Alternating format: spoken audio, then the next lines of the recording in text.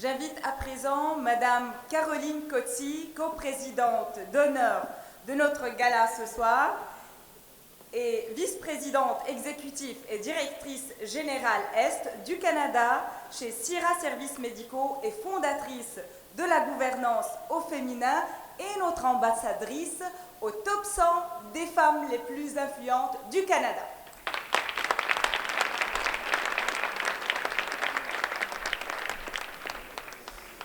Merci beaucoup.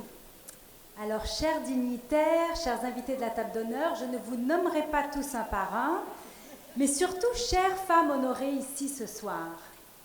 Et aussi chers Libanais qui avaient adopté le Québec, et évidemment chers Québécois qui nous avaient adoptés, nous les Libanais ici. Bonsoir. Est-ce que vous avez remarqué que chaque fois qu'on dit à quelqu'un qu'on est Libanais, ils vont systématiquement nous dire trois choses. 1, j'adore manger libanais. 2, j'ai un ami libanais. On a tous un ami libanais. Et 3, les femmes libanaises sont belles.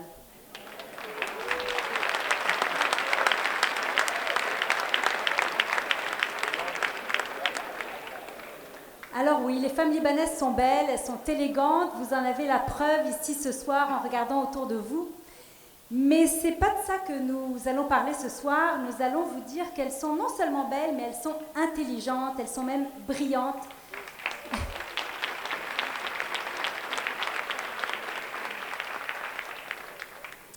Elles sont courageuses, persévérantes, innovatrices, créatives, travaillantes, combatives et dotées d'un sens inné pour les affaires et pour l'entrepreneuriat. Quand on me demande la clé de mon succès, je réponds en général un seul mot, attitude. Parce que je crois fermement que la vie, c'est 10% ce qui nous arrive et 90% comment on y réagit. Permettez-moi de partager avec vous, merci, un petit texte qui illustre bien ces propos, en anglais.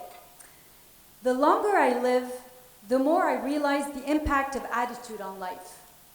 Attitude to me is more important than facts.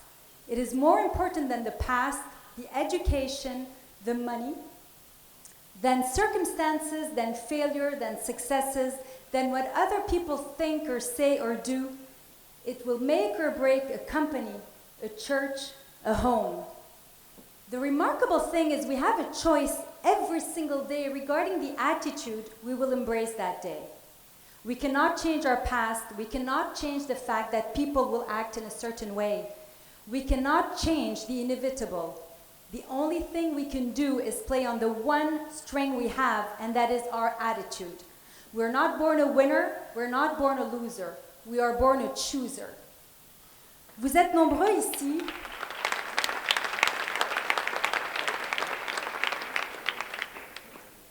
Vous êtes nombreux ici qui, comme moi, avez passé votre enfance et votre adolescence à fuir la guerre, puis à retourner au Liban pensant que la guerre est finie, et à fuir de nouveau.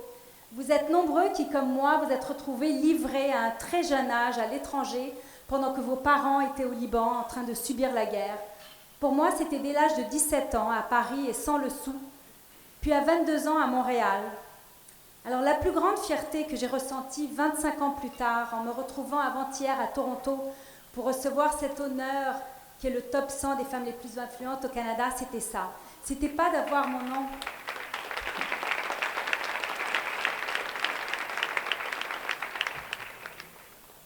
Ce n'était pas d'avoir mon nom au rang de ces femmes extraordinaires, mais c'était surtout d'avoir réussi malgré un début de vie chaotique. Mais parfois je me demande si ce n'est pas peut-être grâce à cette vie de nomade et d'insécurité que j'ai eu cette force et cette résilience qui m'a permis de me hisser à ce niveau-là.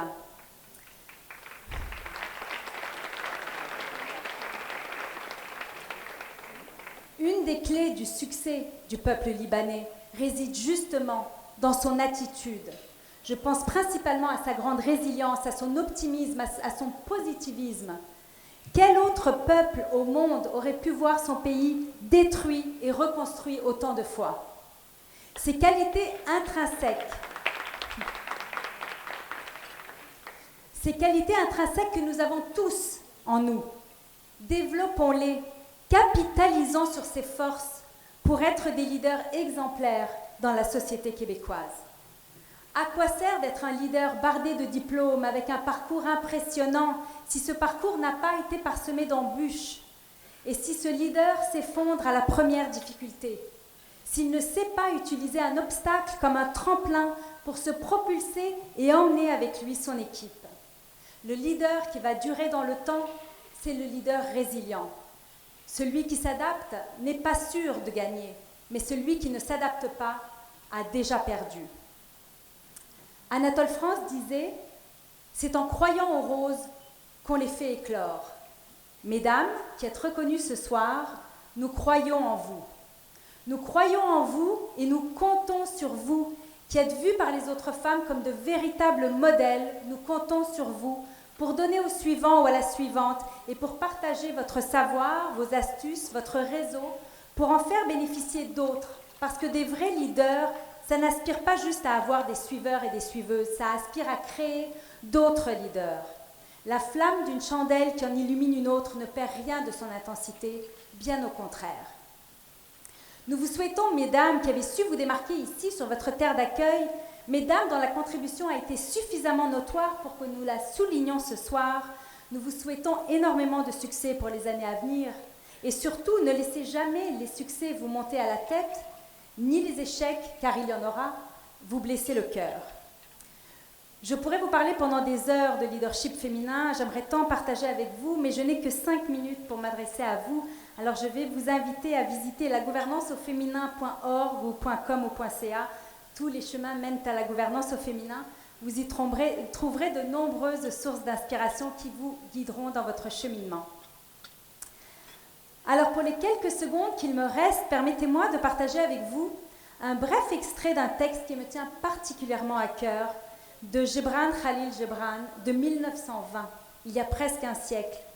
Et vous verrez jusqu'à quel point il est encore contemporain. Vous avez votre Liban avec son dilemme, j'ai mon Liban avec sa beauté. Vous avez votre Liban avec tous les conflits qui y sévissent, j'ai mon Liban avec les rives qui y vivent. Votre Liban est un nœud politique que les années tentent de défaire. Mon Liban est fait de collines qui s'élèvent avec prestance et magnificence vers le ciel azuré. Votre Liban est un problème international tiraillé par les ombres de la nuit. Mon Liban est fait de vallées silencieuses et mystérieuses dont les versants recueillent le son des carillons et le frisson des ruisseaux. Votre Liban est un gouvernement pieuvre à nombreuses tentacules. Mon Liban est un mont quiet, assis entre mer et plaine, tel un poète à mi-chemin entre création et éternité. Votre Liban est un échiquier entre un chef religieux et un chef militaire, un pays de discours et de disputes. Mon Liban est gazouillement de merles, frissonnement de chênes et de peupliers. Il est écho de flûtes dans les grottes et les cavernes. Vous avez votre Liban, j'ai le mien. Gebran Khalil Gebran, 1920. Merci beaucoup. Et j'invite maintenant son Excellence Jean-Marc Fournier, député de Saint-Laurent du Parti libéral du Québec, ministre responsable des Affaires intergouvernementales canadiennes et de la francophonie canadienne, ministre responsable de l'accès à l'information et de la réforme des institutions démocratiques et leader parlementaire du gouvernement.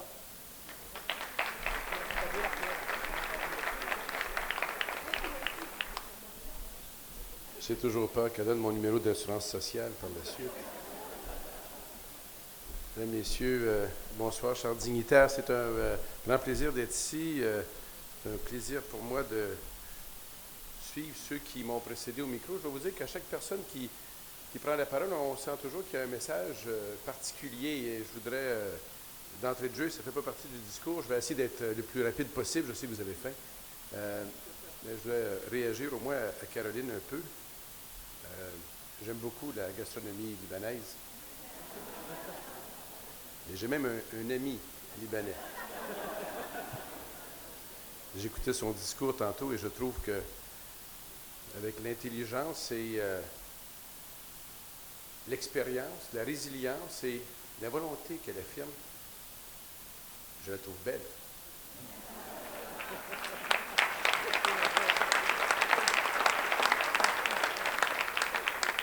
On me demanderait aussi de réagir à celle qui est, je crois qu'on dit maîtresse de cérémonie, je ne sais pas si c'est comme ça qu'on dit maintenant, mais qui disait tantôt, au nom de tous les hommes, qu'elle se doutait que nous aspirions à être l'égal d'une femme dans cette salle. J'accompagne, ou en fait, j'accompagne pas, mais je suis assis à côté de Monique Jérôme Forget et j'espère un jour être son égal.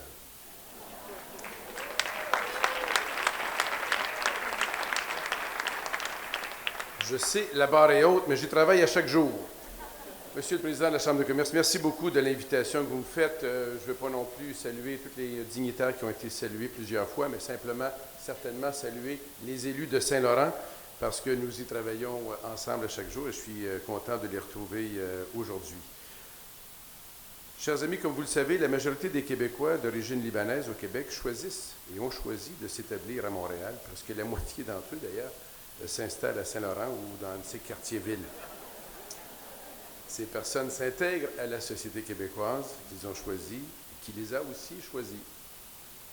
Avec le temps, à force de contact, d'entraide, d'ingéniosité, nous bâtissons ensemble une société dont nous sommes fiers. Une société libre, démocratique, inclusive, qui a pour objectif que tous ceux qui y vivent, femmes et hommes, peu importe leurs origines, soient égaux en droit et en fait et puissent s'y épanouir. C'est un parcours que plusieurs d'entre vous connaissez évidemment. Un parcours qui vous a amené, comme l'a dit l'écrivain Amin Maalouf, à être de ceux qui savent le mieux que l'identité ne se compartimente pas, qu'elle ne se répartit pas, qu'elle n'est pas unique. Nos identités sont multiples. Il n'y a pas de choix à faire entre les éléments qui nous façonnent.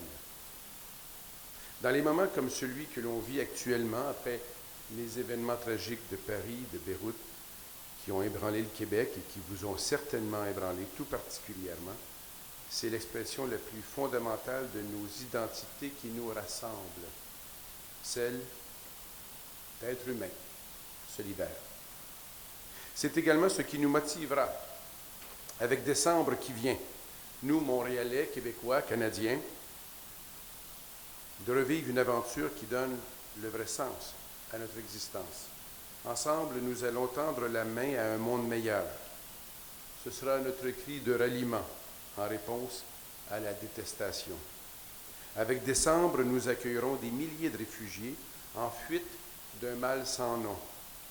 Nous l'avons déjà fait, nous le referons. Ils arriveront tout d'abord à Saint-Laurent. Nous leur ouvrons notre cœur. Nous y consacrerons nos moyens et nos ressources.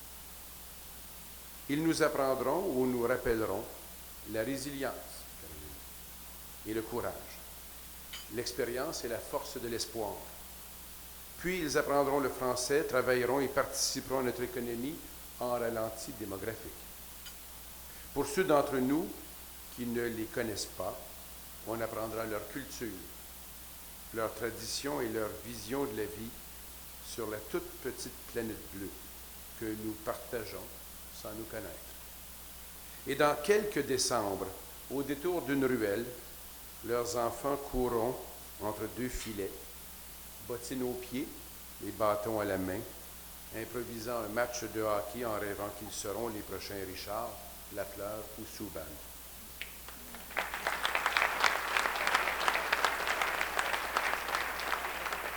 Devant chacun de nous, ce soir, se dresse un devoir de solidarité pour l'humanité. Et je vous regarde et je nous regarde, plein de force et de sagesse, d'expérience et de volonté. Et je sais que nous réussirons. Chacun de nous, par le respect, par le sourire, par la main tendue, apporte sa contribution à l'espoir. Chacun de nos gestes dessine l'avenir. Et c'est dans ce contexte global que des organismes comme la Chambre de commerce Canada-Liban prennent toute leur importance. Depuis sa fondation, il y a maintenant 26 ans, la Chambre de commerce rassemble des femmes et des hommes d'affaires d'origine libanaise, toute appartenance politique et religieuse confondue, dans l'objectif de développer les échanges commerciaux et la coopération. En tissant des liens entre les communautés d'affaires canadiennes et libanaises, la Chambre permet d'accroître la prospérité de nos deux pays. Elles contribuent ainsi à l'effort actuel de redressement des finances publiques dans lequel est résolument engagé notre gouvernement, un effort dont l'objectif ultime est de permettre aux générations à venir de faire leur choix. Forte de son succès, la Chambre, elle, a fait le choix cette année de reconnaître l'apport des femmes exceptionnelles qui, elles aussi, contribuent de façon significative à la société. Elles sont médecins, pharmaciennes, chercheurs, artistes, journalistes, femmes d'affaires, avocates, élues, fondatrices d'organismes communautaires. Elles ont surmonté les obstacles et excellé dans tous les domaines. Voilà un exemple parlant, une démonstration concrète de ces grands principes auxquels nous nous attachons. Bravo à la Chambre pour cette initiative. Félicitations aux lauréates pour leur engagement et leur contribution.